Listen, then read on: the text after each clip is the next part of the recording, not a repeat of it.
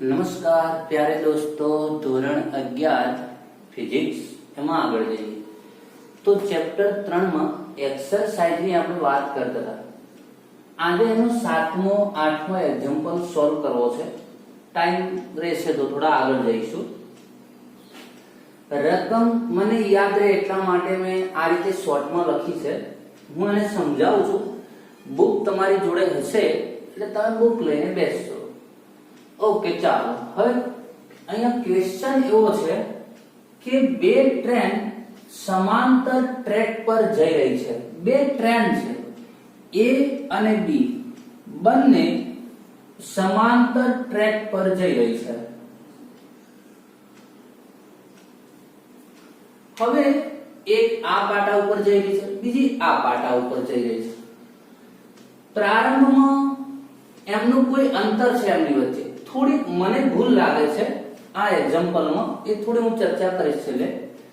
તો આ બંને ટ્રેન છે. અહીંયા A નો ડ્રાઈવર છે, અહીંયા એનો ગાર્ડ છે. ટ્રેનમાં તમે જોયું છે પાછળ ગાર્ડ બેઠો હોય છે. અહીંયા ટ્રેનનો ટ્રેનનો ડ્રાઈવર છે, અહીંયા A ટ્રેનનો ગાર્ડ છે. અહીંયા B ટ્રેનનો ડ્રાઈવર છે, અહીંયા B ટ્રેનનો ગાર્ડ છે.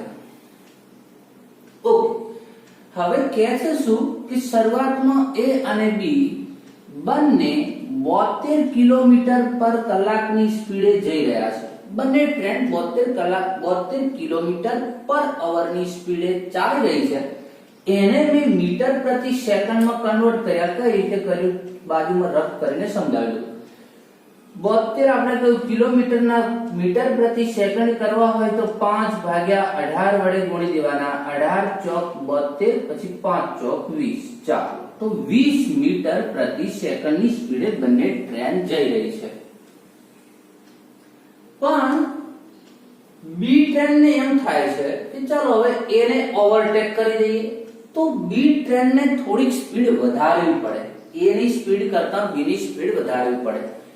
તો બી ટ્રેન જે છે એ બી ટ્રેનનો ડ્રાઈવર 1 મીટર પ્રતિ સેકન્ડ સ્ક્વેર નો પ્રવેગ આપે છે. કોને? ટ્રેનને. આ તો પ્રવેગી ગતિ નથી કરતી, આને પ્રવેગ આપે છે. તો બને છે એવું કે 50 સેકન્ડની અંદર આ બી ટ્રેનનો ગાર્ડ એ ગતિ કરતો છે A ના ડ્રાઈવરને ક્રોસ કરી દે. એટલે આ બી નો ગાર્ડ છે, A નો ડ્રાઈવર છે ત્યાં સુધી આવી જાય. તો બી ટ્રેન આવી રીતે આવી હતો ને બી ટ્રેન આવી રીતે આવી જાય. ટૂંકમાં કહી દઈએ તો ક્રોસ કરી દે છે. બીજા શબ્દોમાં કહીએ તો 50 આટલો પ્રવેગ આપતા 50 સેકન્ડમાં બી ટ્રેન A ને ઓવરટેક કરી દે છે. તો ક્વેશ્ચન એ છે કે બંને ટ્રેન વચ્ચેનું પ્રારંભમાં અંતર કેટલું હતું. ઓકે, ચાલો હવે અહીંયા મને લાગે છે કે અંતર જે પૂછ્યું ને તમને કયું અંતર પૂછ્યું છે? ટ્રેનનું પૂછ્યું છે. પણ મને એવું લાગે છે કે તમને એવું પૂછવામાં આવ્યું કે પ્રારંભમાં A ના ડ્રાઈવર અને B ના ગાર્ડ વચ્ચે અંતર કેટલું છે એવું અહીંયા પૂછવામાં આવે છે. તો A નો ડ્રાઈવર અને B નો ગાર્ડ એના વચ્ચેનું અંતર કેટલું હતું આ આપણને પૂછે છે પ્રારંભમાં. કઈ રીતે સોલ્વ કરીએ? એક કામ કર્યું હોય તો ચલો, B નો અહીંયા ગાર્ડ જે છે ગતિ કરતો અહીંયા આવીને ઉભો રહે છે.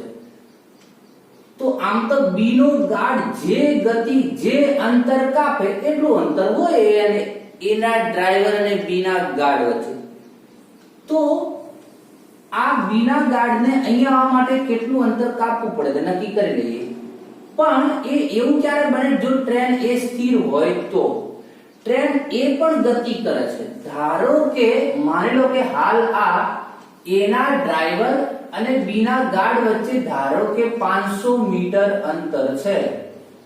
પણ તો B ના ગાર્ડ અને એના ડ્રાઈવર B ના ગાર્ડને અહીંયા આવવા માટે 500 મીટર અંતર કાપવું પડશે. પણ ટ્રેન જો ગતિ કરતી હોય એ દરમિયાન એ પોતે જો 200 મીટર જેટલું બીજું અંતર કાપી લેતો હોય તો ગાર્ડને ટોટલ અહીંયા આવવા માટે કેટલું અંતર કાપવું પડે? A ના ડ્રાઈવર સુધી પહોંચવા માટે 700 કાપવું પડે. તો એનો મતલબ એવો થયો કે અહીંયા આપણે એક્ઝામ્પલ એવી રીતે સોલ્વ કરીએ કે B ના ગાર્ડે 50 સેકન્ડમાં A ના ડ્રાઈવર સુધી પહોંચ્યો તો એને કુલ અંતર કેટલું કાપ્યું. પછી આમાંથી A કાપેલું અંતર શું કરી દઈશું? બાદ કરી દઈશું. ઓકે, ચાલો સમજણ પડી ગઈ છે અથવા લેક્ચરને રિવાઇઝ કરીને જોઈ લેજો. બી ટ્રેનના આમ તો ટ્રેને પણ કહી શકાય, પણ અહીંયા આપણે ગાર્ડની વાત છે એટલે ગાર્ડ અહીંયા પહોંચેલી વાત કરું. બી ટ્રેનના ગાર્ડ દ્વારા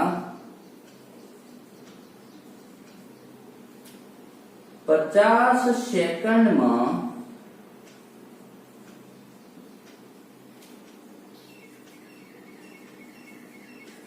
કપાયેલું અંતર ડી કહી દો ને ડી. ચાલો તો કયું સૂત્ર વાપરવું પડે? જો પ્રારંભિક વેગ છે ભાઈ, કેટલો હતો? 20 મીટર પ્રતિ બંનેનો વેગ છે.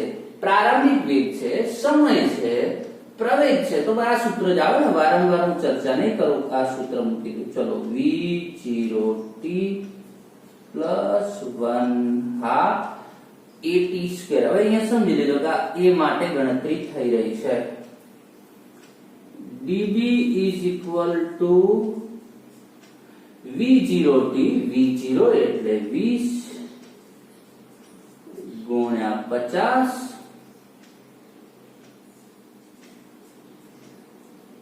1/2 at સ્ક્વેર. a એટલે 1, t એટલે 50 નો સ્ક્વેર એટલે 50 ગુણ્યા 50. કેટલું થયું ભાઈ? 50 ગુણ્યા 20 1000. અહીંયા થશે તમારું 50 ગુણ્યા 2500 ભાગ્યા 2 એટલે 1250. હું ડાયરેક્ટ લખી દઉં 1250 પ્લસ 1000 એટલે મને લાગ્યું 2250 મીટર. આટલું અંતર 50 સેકન્ડમાં આ બી ના ગાર્ડને એ ના ડ્રાઈવર સુધી પહોંચવા માટે આટલું અંતર કાપવું પડે છે. તો આ અંતર થઈ ગયું બી નો ગાર્ડ અને એ ના ડ્રાઈવર વચ્ચેનું? ના, કારણ કે પ્રારંભમાં એટલું અંતર નથી. એ તો ટ્રેન એ ચાલી એ પણ એને ભેગું કાપવું પડ્યું.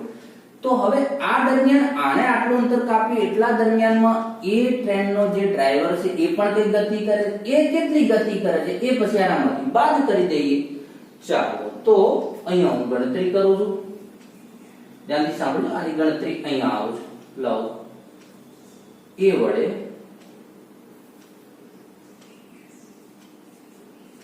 50 સેકન્ડમાં, ભાઈ આ ઉપરની રકમ અલગ છે, એ બીજો દાખલો છે. મેં અહીંયા ગણતરી કરી 50 સેકન્ડ વડે 50 સેકન્ડમાં કપાય અંતર, હું એને કહી દઉં dA. તો 50 એ તો અચળ વેગી ગતિ છે, ક્યાં પ્રવેગી ગતિ છે? અચળ વેગી ગતિમાં તો શું થાય? અંતર બરાબર વેગ બરાબર અંતર ભાગ્યા સમય. તો અંતર બરાબર વેગ ગુણ્યા સમય. તો વેગ કેટલો? 20, સમય કેટલો? 50, ટોટલ કેટલા? 1000 મીટર. આમ પ્રારંભમાં જો તમારી બુકમાં એવું કહ્યું છે બે ટ્રેન વચ્ચેનું અંતર કેટલું, તો એ થોડું કન્ફ્યુઝન છે કે બે ટ્રેન વચ્ચેનું અંતર તો અહીંયા સેન્ટર થી સેન્ટર ગણવું, આના ડ્રાઈવર ને આના ડ્રાઈવર વચ્ચેનું ગણવું, આના ડ્રાઈવર ને આના ગાર્ડ વચ્ચેનું ગણવું. એ થોડું કન્ફ્યુઝન છે, પણ ગણતરી અને એનો આન્સર ઉપરથી એવું લાગે છે કે અમને એ જ પૂછ્યું છે તો પ્રારંભમાં આના ડ્રાઈવર અને આના ગાર્ડ વચ્ચેનું અંતર કેટલું છે. તો પ્રારંભમાં તેમની વચ્ચેનું અંતર d is equal to 2250 minus 1000, 1250 metre. ચાલો તો આ છે એમની વચ્ચેનું પ્રારંભ અંતર. લખી દેજો, ન લખ્યું હોય તો આ સ્ક્રીનશોટ લઈ લો, કારણ કે મારી જોડે જગ્યા નથી તો હું એને હટાવી દઉં છું. પછી બીજો એક્ઝામ્પલ નંબર 8 હું પછી સોલ્વ કરું છું. ચાલો તો સ્ક્રીનશોટ લઈ લેજો. ખ્યાલ આવી ગયો છે મિત્રો? ખ્યાલ ના આવ્યો હોય તો ફરીથી એક વખત લેક્ચરને રિવાઇઝ કરીને જોઈ લેશો.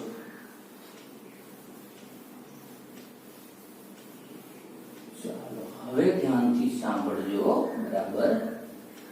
એક્ઝામ્પલ નંબર 8 એની રકમ પણ તમે તમારી બુક જોઈને બેસશો તમને ખ્યાલ આવી જશે. એક કાર કદાચ બની શકે કે ભાઈ ચાલો મેં મારી રીતે શોર્ટમાં રકમ લખી છે, કદાચ બની શકે કે કોઈ જગ્યાએ કારની જગ્યાએ ગાડી લખી હોય, ગાડી જગ્યાએ ટ્રેન લખી હોય, જો કે કાર છે મારા ખ્યાલથી, પણ આ તો કોઈ એક્ઝામ્પલ એવું બને તો એ કોમ્પ્રોમાઇઝ કરી લેજો. ચાલો તો એક કાર છે, એ નામની કાર આમ જઈ રહી છે. કેટલી સ્પીડથી જઈ રહી છે? 36 કિલોમીટર પ્રતિ અવર મીન્સ 10 મીટર પર સેકન્ડ. કઈ રીતે કન્વર્ટ કર્યા? 36 ને 5 ભાગ્યા 18 વડે ગુણી દીધા. 18 દુ 36 પછી 5 દુ 10 મીટર પર સેકન્ડ. શું વાત કરી મેં? એનો પ્રારંભમાં આટલો વેગ છે, આટલા 10 મીટર પ્રતિ સેકન્ડના વેગથી એ નામની કાર જઈ રહી છે એરો દર્શાવ્યો તીરની દિશામાં. હવે રસ્તો એવો છે કે આમ આપણે જોઈએ છે કે એક ફોર લેન હાઈવે ના હોય પણ એક સિંગલ હાઈવે હોય તો કાર આમ જતી હોય અને એને પાછળથી કોઈ કાર આવતી હોય તો એ પણ ઓવરટેક કરવા જાય. સામેથી પાછી એક બાજુની લેફ્ટ એની રાઈટ સાઈડમાં પણ સામેથી પણ ગાડીઓ આવતી હોય એટલે અહીંયા બને છે કે બી ને આમતા એની પાછળ ચાલવું જોઈએ. થોડું આ હટાવી દો એટલે તમને આકૃતિ ખબર પડે. ચાલો આમ તો બી નામની કારને એની પાછળ ચાલવું જોઈએ અને સામેથી પાછા વ્હીકલો આમ આવી રહ્યા છે, પણ બી ને થોડી ઉતાવળ છે એટલે એને એમ થાય છે કે ભાઈ એને હું ઓવરટેક કરી દઉં. એટલે એ પોતે બરાબર એ થી 1000 મીટર એથી કેટલો દૂર રહેશે? 1000 મીટર જેટલો દૂર રહેશે.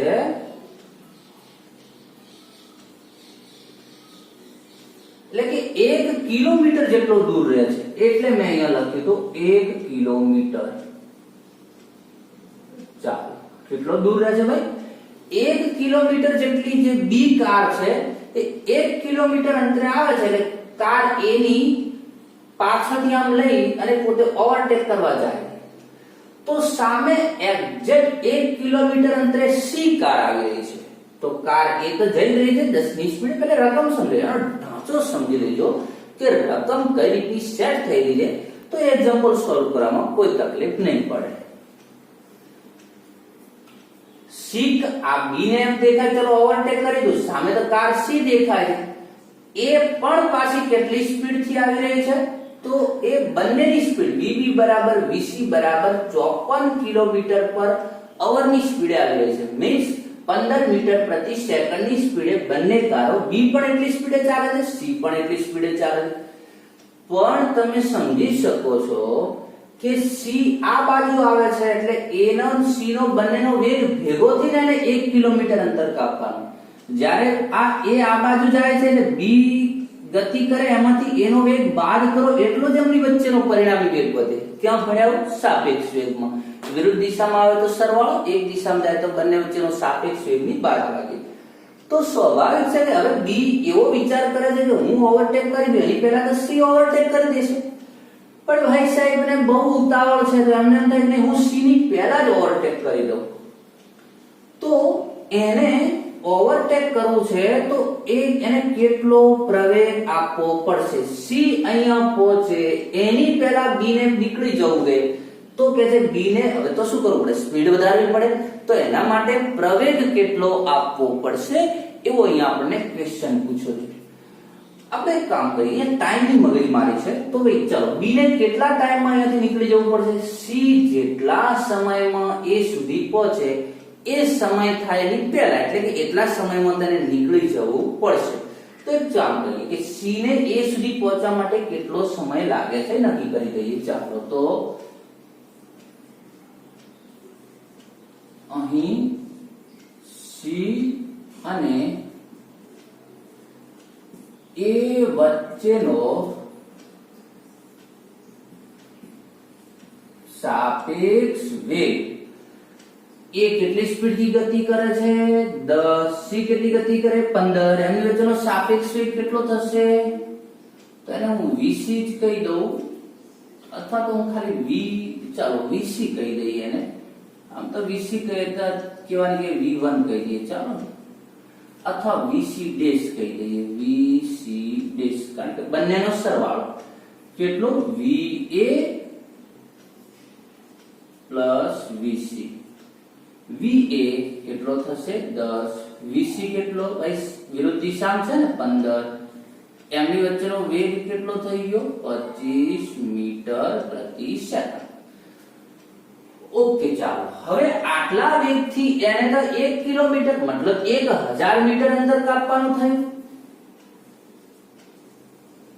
આટલા વેગથી હજુ ખ્યાલ ના આવ્યો તો તમને એમ થશે પણ એનો વેગ તો 15 જ છે, શું કામ તમે 25 લો છો? ભાઈ એ પણ ખસેડે ને, એ પણ ગતિ કરી રહ્યો છે, સી પણ ગતિ કરી રહ્યો, તો 1 કિલોમીટર અંતરે તો બંનેના વેગનો બંનેની સ્પીડ થી ભેગી થઈ, બંનેની સ્પીડ ભેગી મળીને 1 કિલોમીટર અંતર કાપે છે. એટલે આપણે એમાં બંને પછી અલગ અલગ નથી કરતા, આણે કેટલું કાપ્યું આણે કેટલું કાપ્યું, બંનેના વેગનો સરવાળો કરી લઈએ.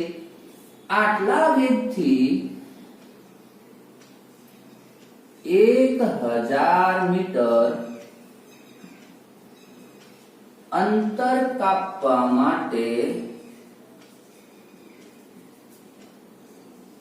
લાગતો સમય. હવે અહીંયા તો કોઈ પ્રવેગ નથી, અચળ વેગી ગતિ છે, તો ડાયરેક્ટ વેગ બરાબર અંતર ભાગ્યા સમય. તો એના માટે લાગતો સમય t વેગ, એટલે કે વેગ ગુણ્યા વેગ બરાબર અંતર ભાગ્યા સમય. સમય બરાબર શું થશે ભાઈ? તો સમય બરાબર થશે અંતર ભાગ્યા વેગ, અંતર ભાગ્યા વેગ. અંતર કેટલું કાપવાનું છે? 1000 મીટર. વેગ કેટલો છે? 25. મારા ખ્યાલથી 40 જવાબ આવશે. જો મારી રીતે સોલ્વ કરી દો. 1000 એટલે એનું આ રીતે લખી શકું 10 ગુણ્યા 100 પછી ભાગ્યા 25. 25 ચોક 100, 10 ચોક 40. તો આવી રીતે સોલ્વ કરીને 40 લાવ્યા. તો એનો મતલબ થયો કે સી જે છે એ 40 સેકન્ડમાં એ સુધી પહોંચી જવાનો. જો આ બી ને એની પહેલા નીકળી જવું હોય તો આટલા સમયમાં એ પોતે એ સુધી આવી જવો જોઈએ. તો એના માટે એને પ્રવેગ કેટલો આપવો પડશે? તો એ તો નક્કી થઈ ગયું કે બી ને આટલા સમયમાં 1000 મીટર અંતર કાપી લેવું પડશે. તો હવે બી માટે તો પ્રવેગ નક્કી કરવો છે. તો તમારી જોડે બી માટે કેવી કેવી રકમો છે? પ્રારંભમાં વેગ કેટલો છે આપણી જોડે છે? ઓકે, 15 મીટર પર સેકન્ડ પ્રારંભિક વેગ આપણી જોડે છે, બરાબર. તો બી માટે પ્રારંભિક વેગ v0b કહી દો. હા, એ હવે પાછું ધ્યાન રાખવું પડશે ભાઈ, પ્રારંભિક વેગ કેટલો? 15 નહીં. બી ભલે 15 ની સ્પીડે ગતિ કરે પણ એનો પાછો વેગ કેટલો છે? 10 મીટર પર સેકન્ડ છે. એટલે આ 15 ખસે એટલે વાર તો પેલું 10 ખસી જવાનું. તો બે વચ્ચેનું અંતર 1 સેકન્ડમાં કેટલું કપાવવાનું? 5 જ. તો હવે બી માટે પ્રારંભમાં, કારણ કે આપણે જે 1000 કિલોમીટર અંતર કપાય એમાં બી 15 ની સ્પીડે ચાલે પણ એ પાછો ખસતો રહેશે ને. તો બી માટે પ્રારંભમાં વેગ 15 માઈનસ 10 તો 5 મીટર પર સેકન્ડ.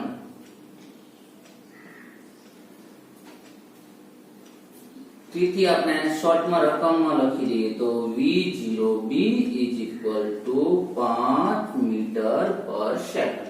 ઓકે, ચાલો આ બી નો પ્રારંભમાં વેગ છે. હવે શું થશે? અહીંયા હું ગણતરી કરું છું થોડી.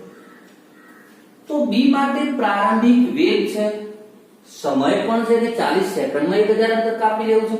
તો પ્રારંભિક વેગ છે, સમય છે, અંતર 1000 કિલોમીટર છે. તો એ શોધવો છે. તો મને એવું લાગે છે જો કેટલી વસ્તુઓ છે તમારી જોડે. પ્રારંભિક વેગ 0, અંતર d, સમય t અને તમારે પ્રવેગ નક્કી કરવો છે. તો કયું સૂત્ર મૂકી શકાય?